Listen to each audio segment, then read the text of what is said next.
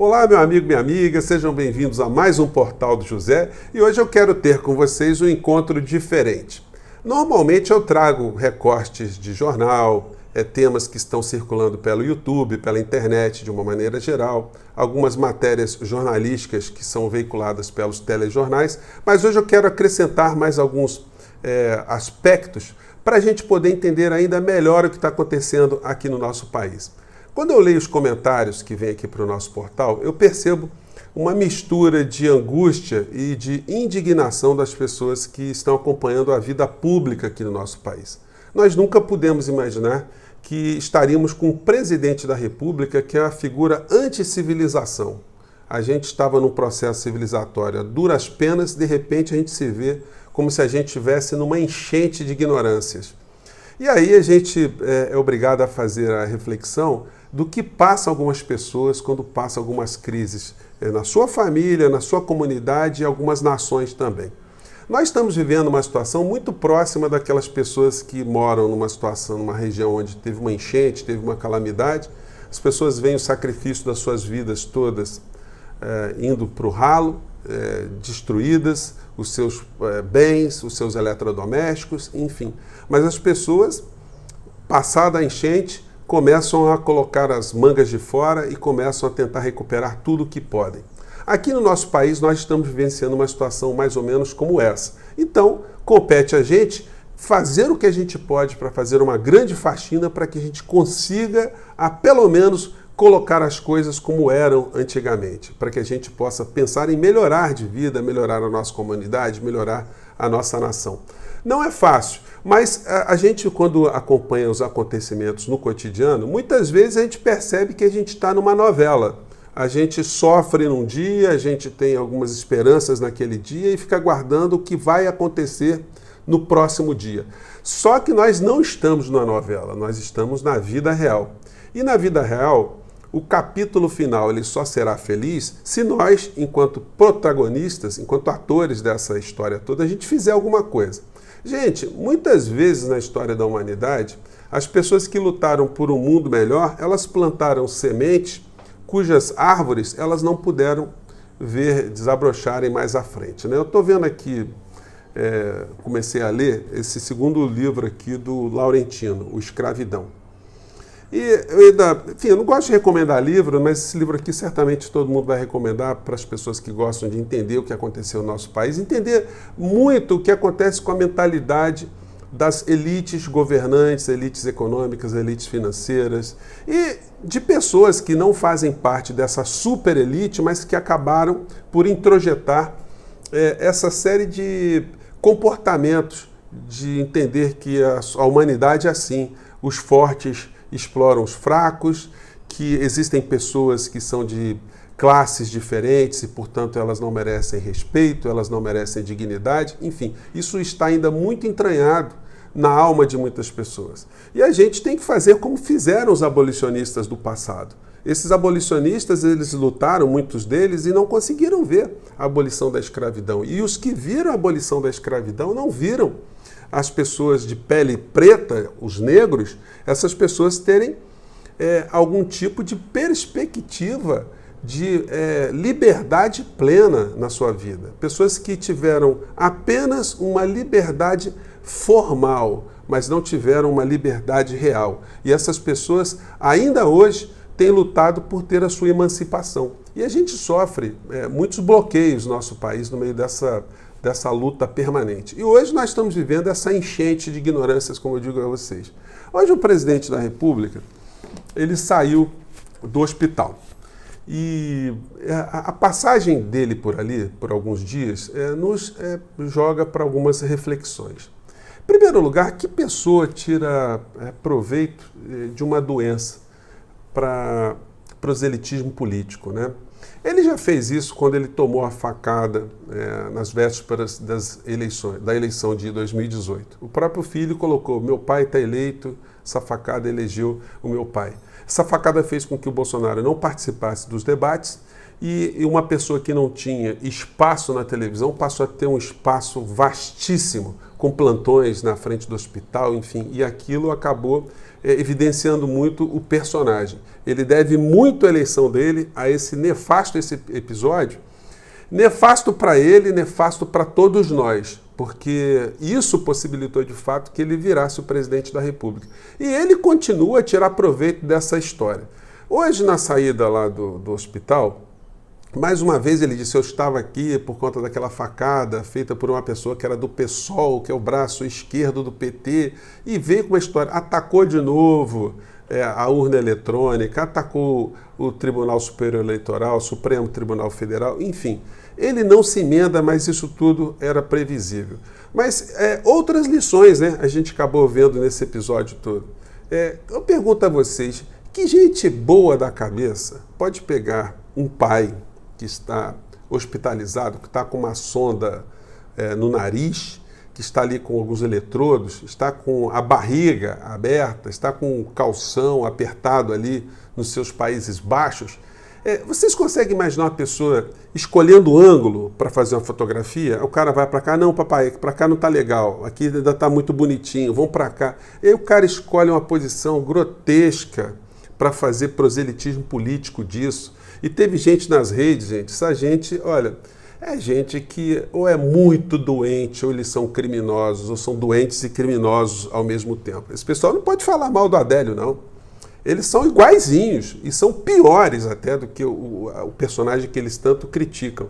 Eles vieram para as redes para dizer que o Bolsonaro tinha ficado assim porque teria sido envenenado por agentes cubanos. Isso o Roberto Jefferson, o novo mentor intelectual dessa gente, colocou nas redes e os caras vão replicando esse tipo de insanidade. Para nós, o grande alento que está se dando agora é que esse pessoal já foi identificado em sua grande parte com as suas práticas terroristas que matam. Esses caras das redes bolsonaristas, eles são assassinos, no português claro. A gente tem que ter a firmeza para apontar o dedo para essas figuras e dizer: olha só, você não é só um brincalhão de YouTube, não. Você não é só um brincalhão de internet. Você é uma pessoa responsável por mortes aqui no nosso país. E por que eu estou falando isso? A gente vai vendo que os jornais, muito timidamente ainda, né, mas eles vão falando. A gente vê, por exemplo, esse tipo de manchete aqui no jornal. Né? A manchete diz: negacionismo online. Rede bolsonarista distorceu estudos para difundir fake news sobre Covid. Ao menos 57 falsos achados científicos foram veiculados por 38 sites de notícias em um ano.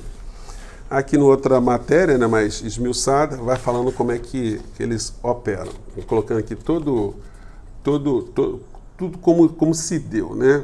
Como é que se dá. E quem reproduz. Os caras, enfim, eles não têm pudor. Tem pudor. Você pega como eu digo a vocês, né? Alguém que pega um pai para tirar foto, ficar escolhendo o ângulo com uma sonda nasogástrica, é um negócio que... Eu imagino o seguinte, se o Bolsonaro morresse atropelado, por exemplo, o que esses filhos fariam? Eles iam para o ML ficar também registrando autópsia? Eu não tenho a menor dúvida que eles chegariam a fazer esse tipo de situação. Aliás, um dos filhos do Bolsonaro chegou a publicar uma autópsia daquele Adriano da Nóbrega e... sem o menor pudor. É impressionante como é que essa gente ainda está nas redes. Mas eles estão definhando, viu, gente? Estão definhando. Eles estão aqui, essa é uma matéria aqui, eles estão, o Terça Livre, o principal canal dessa gente, já foi banido, Olavo de Carvalho também está sendo banido, um monte de gente já foi banida, muita gente vai vir à tona com a CPI, que está se pensando fazer da fake news, mas mesmo assim já tem um processo lá no Supremo Tribunal Federal.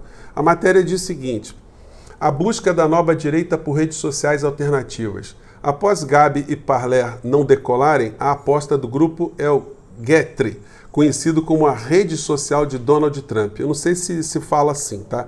Mas os caras estão procurando ambientes onde eles possam despejar, né, todo o esgoto intelectual, todas as mentiras e todos os comportamentos que têm acarretado, como eu digo a vocês, o resultado morte contra os nossos irmãos e irmãs.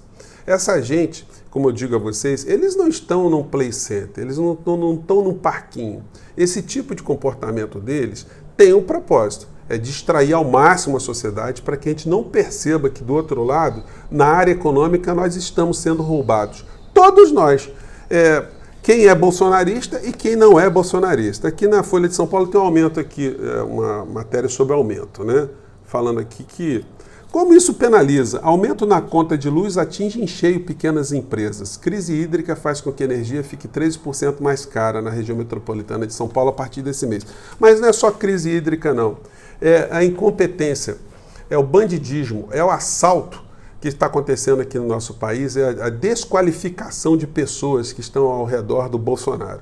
E isso que causa angústia na gente o tempo todo. Mas nós temos esse papel de ficar conversando com as pessoas, ficar alertando amigo. Você está acreditando numa figura como essa? O que você acha de uma família que faz esse tipo de fotografia para ficar tirando proveito político? Você se identifica com uma coisa dessa? Você acha isso normal? O que está acontecendo, gente, aqui no nosso portal? E eu respondo às pessoas, né? Muitas pessoas usam palavrões, agridem, são extremamente grosseiras. E quando eu estou no dia também que mais inspirado para responder esse tipo de coisa, eu também vou na mesma linha para mostrar para eles como é que eles estão se transformando em seres anti-humanos, se é que a gente pode dizer isso, anti-civilizatórios. E esse governo mata, né? A gente falou, e é impressionante como é que existe essa promiscuidade dos grandes veículos de comunicação, de como existem oportunistas, gente que não está nem aí, é uma pessoa que se identifica com essa família Bolsonaro. O que você vai exigir de algum tipo de retidão moral e retidão ética? Esse Pazuello é um general criminoso. Eu estou falando isso como cidadão? Estou querendo agredir o Pazuello? Não, é porque uma pessoa que aceita ser ministro da Saúde, no meio de uma pandemia, sabendo que isso pode acarretar resultado morte, e aceita, o que eu vou dizer de um cara desse? Eu vou ficar dizendo, ele errou? Não, ele errou não, ele matou. Ele matou, como essas pessoas todas estão no governo Bolsonaro, estão matando, e como eu digo a vocês, isso tudo acaba distraindo a nossa atenção para as coisas que nós deveríamos estar prestando mais atenção. E o Pazuello aqui nessa matéria diz, não negociei compra de vacina com empresários, diz Pazuello. Bom, mas se estivesse negociando, estava dentro do padrão, né? Ou vocês acham que o presidente da República é um homem que jamais se envolveu em alguma coisa errada? O Bolsonaro, gente, ele se ufana muito de não ter figurado em lista da Odebrecht, essas coisas. Mas sabe por que ele não figurou? É porque não levaram grana para ele. Vocês acham que se alguém tivesse oferecido grana para o Bolsonaro, para a família Bolsonaro, que ele diz, não vamos aceitar porque nós somos pessoas que só vivemos com o nosso contra-cheque, nós não fazemos nada de errado, não tem um centavo da nossa família que veio de origem ilegal, origem ilícita, ou origem não explicável. Será que eles fariam uma coisa dessa? Não apareceu em lista porque eram pessoas tão insignificantes, tão desprezíveis para a vida pública, a vida política do nosso país, que nem oferecer alguma grana para ele foi oferecida, porque não tinha peso nenhum. Era um substrato da política nacional. O pior do esgoto político do nosso país estava ali na família Bolsonaro. E eles ascenderam ao poder. Então ficam tirando onda, mas não resistem a nenhum tipo de investigação sobre a origem do patrimônio dessa gente. É impressionante como é que tem gente que acredita o que fala, vem aqui, Bolsonaro é o presidente honesto. Honesto aonde, cara pálida? Você está fazendo papel de bobo ou você é bobo mesmo de acreditar que a família, a família, as pessoas próximas são pessoas honestas? São pessoas que inspiram para que pessoas como o Pazuello sejam uma pessoa reta, uma pessoa moral, uma pessoa ética. Uma pessoa que depois de tudo que a gente passou, e num palanque do Bolsonaro, num palanque político, gente, é um negócio complicado. Uma pessoa que chega até o Ministério da Saúde e a primeira coisa que faz é engabelar, colocar a filha, enrabichar a filha na administração de uma prefeitura, de uma figura como o Crivella, O que a gente pode dizer dessa figura? Um homem que coloca vários outros incompetentes dentro do Ministério da Saúde, gente. Nós temos no nosso país um resultado morte. Como eu digo a vocês, isso já era para estar sendo combatido desde lá de trás. Desde lá de trás, quando o Bolsonaro começou a praticar os primeiros crimes de responsabilidade, os primeiros crimes contra a saúde do povo brasileiro, os primeiros crimes contra a nossa nação. Mas ele foi poupado e ainda está sendo poupado, por incrível que pareça, muita gente não acredita nisso, para que a área econômica continue a fazer todo o assalto que faz contra o povo brasileiro todos os dias. O que eles estão conseguindo fazer, a elite econômica no governo Bolsonaro, com Paulo Guedes, eles nunca conseguiram fazer ao longo de décadas. E aí a gente simplesmente reproduz nos dias de hoje aquilo que o Laurentino fala no livro dele. Um pensamento escravocrata dessa elite, da super elite brasileira, e que tem figuras como o Bolsonaro, não uma figura que pertença a essa elite, mas um capataz, um capitão do mato, um venal, uma pessoa sem moral, sem escrúpulos, que está temporariamente à frente de uma estrutura para garantir os privilégios dessa superestrutura e para pelo menos ter ali algumas migalhinhas para ele, para os seus amigos e para a sua família.